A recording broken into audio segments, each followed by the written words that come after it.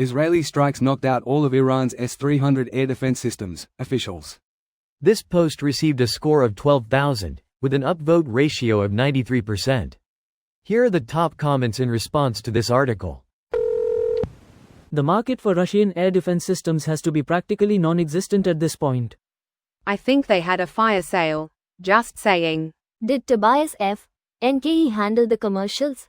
The Russian army certainly seems to have a suspicious number of anal rapists. Maybe he's been training them?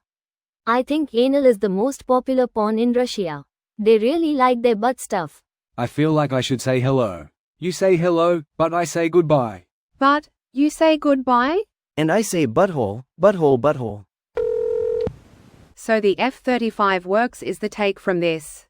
If you ask me, this was the main part of the display.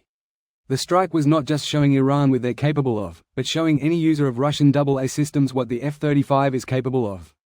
Russia just got a wake-up call on the quality of modern first strike aircraft. It's going to shut a lot of people who pan this aircraft up. For sure, I'm inclined to believe the US pilots who talk about engagement distance on YouTube. With the F-35 you can kill your target before it sees you.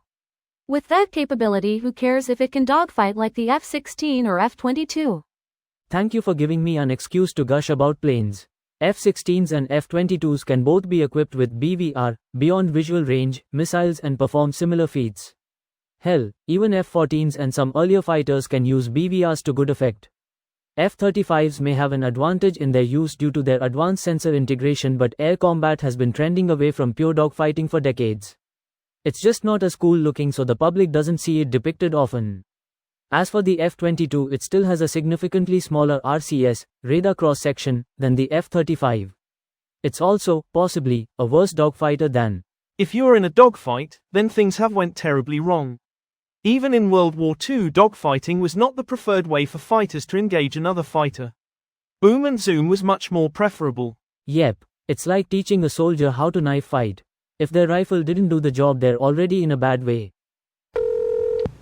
Trained against SA-20s in the US. This is what tickles my balls.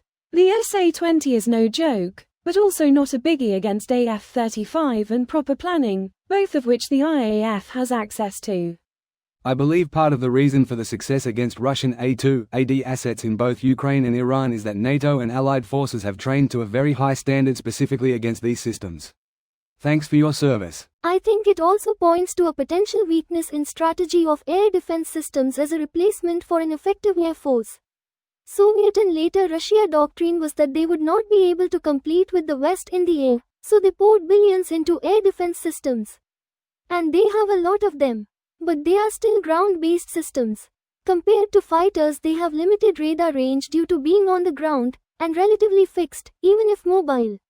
And once they turn on their radar, anything with the correct receiver, including satellites, will be able to know where they are. This video was automatically created by Reddit to speech. The article and comments in this video were selected from Reddit according to their upvotes, and any paraphrasing was performed by smmry.com, without any human intervention.